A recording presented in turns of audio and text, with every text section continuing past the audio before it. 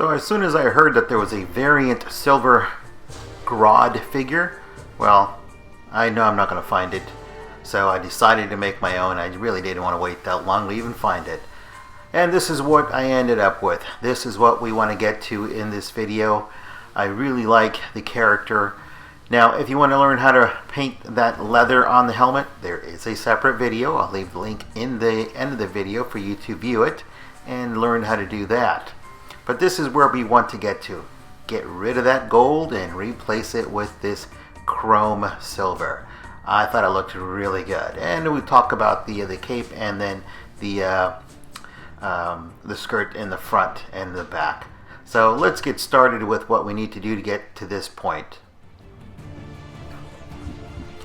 First of all, we got to mix our silver with our black, because we want to make the base color the darker tone so that we can add our highlights back in to make it give it that contrast of the texture on the surface of the armor. It's the same process that I used on the gold armor. Obviously we are using the silver at this point. So if you want more detailed in-depth instruction, you can go to the other video on the gold Grodd figure and you can pick up some of the details there. This is a shorter video. We're going to center more on the armor itself and then of course the cape and other details. Again, the coloring of the helmet is a different video just because there's so much to cover, and it'll make it a very lengthy video if I cover every single detail here. So by keeping it down to 20 minutes, we're going to center on the highlights of what we want to find out about converting this gorilla into the variant that you saw at the beginning. So as you can see, it is the gold gorilla. Well, I am brushing on first the matte clear coat because I want the paint to take as best as possible so it doesn't flake off in the future. And I'm just covering all the portions that I can to make sure that everything is ready to go once I am going to paint the color on top of this. So this is our base color, or I should say our base clear coat to start with painting our figure. It's all going to be dry brush. There is no airbrushing on this just because it's that much more control, and you are able to get different tones, and mixing in the different colors is just as good as using an airbrush. So let's get started with some of our painting. This is where we're going to end up with. I did a little test piece on the back and I love the way this chrome paint turns out. However, there's a downside to this chrome paint. If you don't put a clear coat on it, it will rub off. So now that our clear coat is fully dry, we're going to add our silver black, which is the tester's paint, and we're going to layer in our, well, you could say it's a black wash, but we're actually going to tone the entire thing like this, and we're not going to actually rub off any excess. We are actually going to give this a base coat of a black silver, or a metallic black if you want to call it that. Make sure that it is fully dry before you do any other paint applications. So in this case I took a hair dryer and it took me just a few minutes to make sure it was fully dry along all the different crevices, and then I went back in and checked to make sure that I didn't miss any spots. So by taking the arm off of the figure, it makes it that much easier to manipulate and get into the different crevices. If you really wanted to, yes, you could take the armor off, same process, heating it up, and then using a flathead screwdriver and getting underneath those straps and then prying off around underneath the armor and then sliding it off the arm. And that would be the same process for the rest of the figure. However, you are going to have some gaping holes or spaces of where that glue was attached to the figure. If that's not a problem for you, then you can actually re-sculpt it back in, or if you're transferring the armor to another figure, then that's going to be a benefit for you. You just have to make sure that you are using a figure that is in scale to what the armor is that you're pulling off of this figure. So as you can see, I just keep brushing on the entire piece We want to make sure everything is covered, get rid of the entire gold. Now if you go over onto the fur, it's no big deal because you can always mix up that same color paint and go back in and do a few touch-ups. And throughout the video you'll see a few spots where I did go back in and made a few touch-ups onto the fur just because the silver went in a little far. It just depends on how tight the area is that the brush has to cover. If it's too tight, then obviously you can have to switch brushes, or again go back in and cover up some of those mistakes. They're very minimal. With practice you are going to be getting better at getting close to those edges and not having any paint go over into other areas.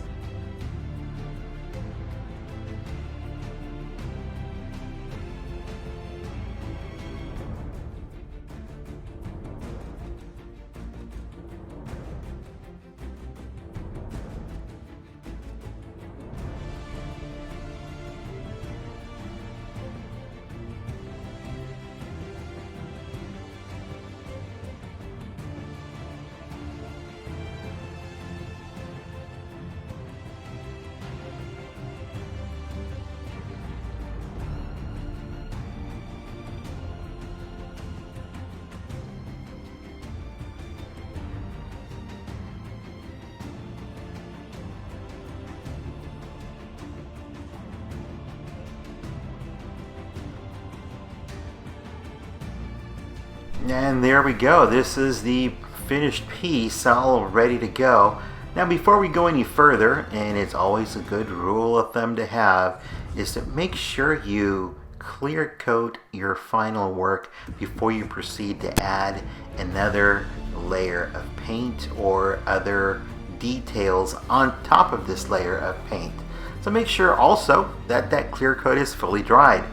At this point, it's best just to take it to a hairdryer and let it dry underneath that heat for at least 5 minutes. That way you know it is fully ready to go.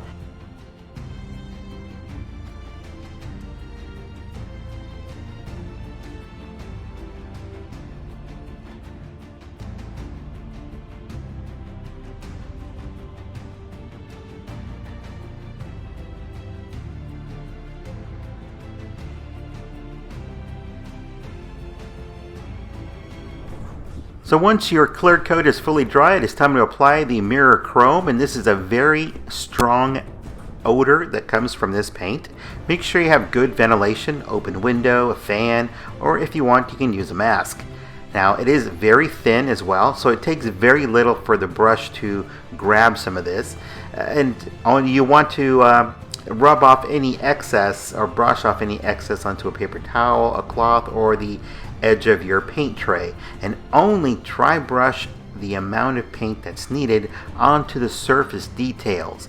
So it is a dry brushing. You don't want to get it into the crevices that are in there because those are the black areas that we use with the silver black. So just brush it onto the areas that you believe are going to be the necessary highlights. Take your time with it. It is going to take you a while to build up that tone. If you didn't see it come up on the first pass, then just go back over it again in the dry brush technique. If you want to apply it to the skulls like I'm doing here, great. I mean, they do look very nice the way they are. However, I went a step further and I actually painted the skulls a bone color. And I used that silver metallic underneath to kind of show through a bit.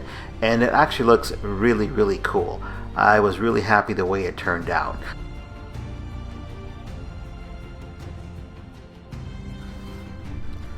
So as soon as you are finished with your paint application, in this case the chrome, make sure you use a blow dryer, dry it for another 5 minutes, come back and apply a clear coat to protect this silver or chrome paint. This paint in particular is actually pretty sensitive to handling. It actually will rub off, leaving you a, well, very ugly looking figure. So once you have the tone that you have achieved, that you like, make sure you protect it. And then once that is dry, then you can continue with any other paint applications that you need to add. Any details, any color, etc. Now on this one, I did add the paint to the straps around the armor, and I did paint those in the same technique that I used to paint the helmet.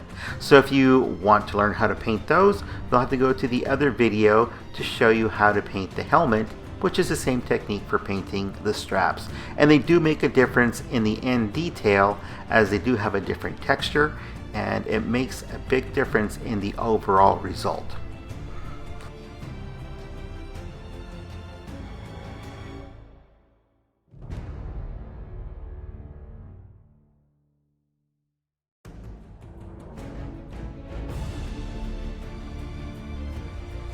Now here you can see that I've already painted those straps in there. It is a matte finish paint, and it does have a texture to it, so I did use a dry brush with a lighter color of that same paint. I just added white to it and lightened it up.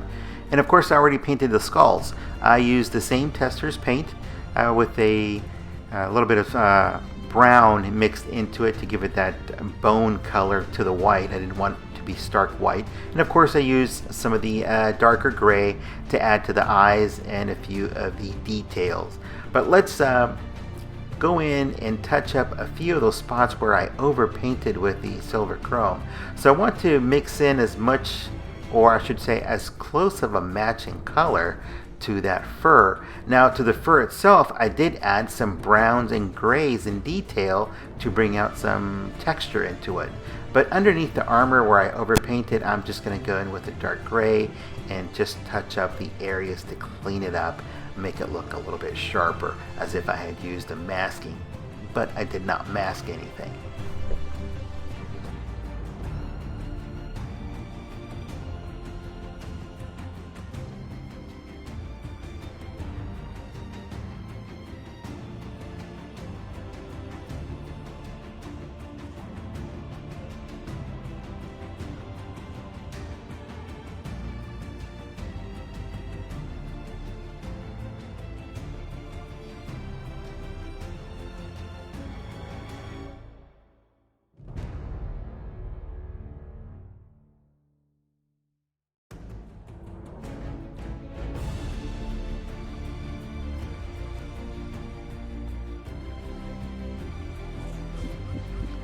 So as you can see, I've already shaved down the top of the head. I actually over sculpted it, and I had to shave it back down. It just was too high of a cranium.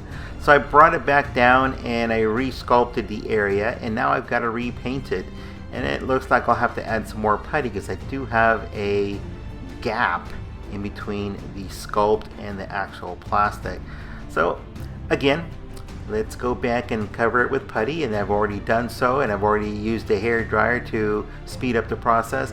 Now I want to match the tones that I put into the rest of the fur, and I used not only grays, but I used a few colors of brown and light grays just to match it as best as possible so that the sculpt that I did looks as close as possible to the original sculpting from manufacturer.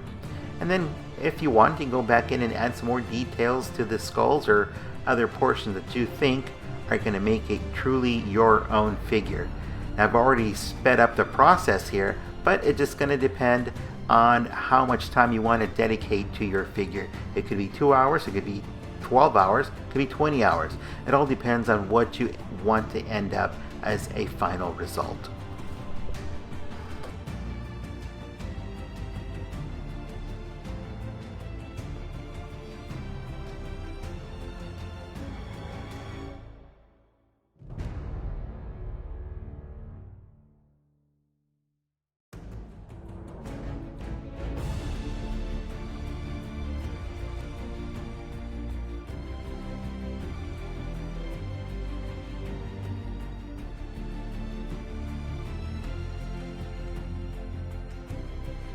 Now once again, once you have your work finished on the skulls, make sure you also protect those with some of the clear coat. I'm using a matte finish on mine, and then I'm going back in now and I'm adding in some bright highlights where I believe it should have the contrast as if there were light hitting it on those specific areas. Adding those highlights to these different details is really going to make it stand out, make it more three-dimensional.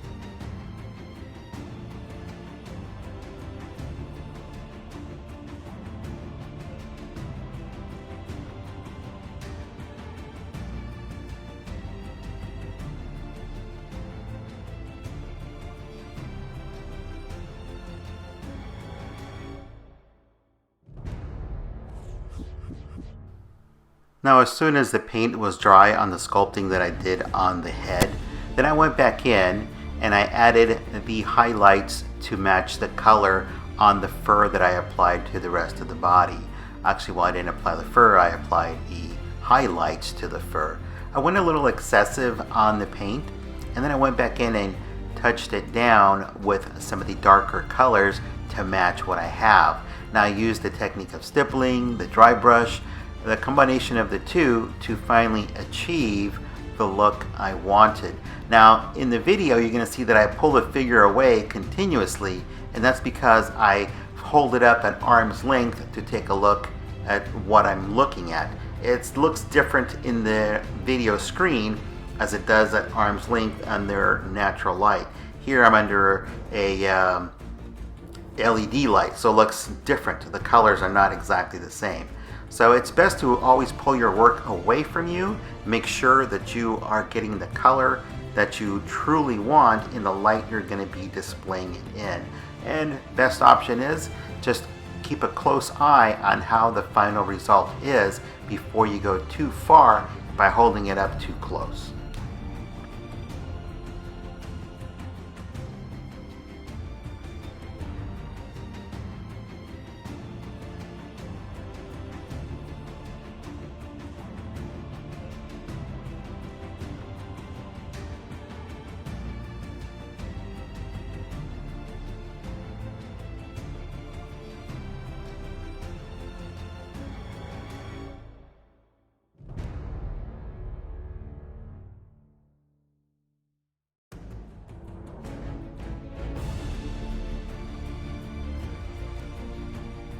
Now once you are finished with any corrections, any applications of paint, you want to clear coat everything to protect your work, regardless of whether you did it the first time or not.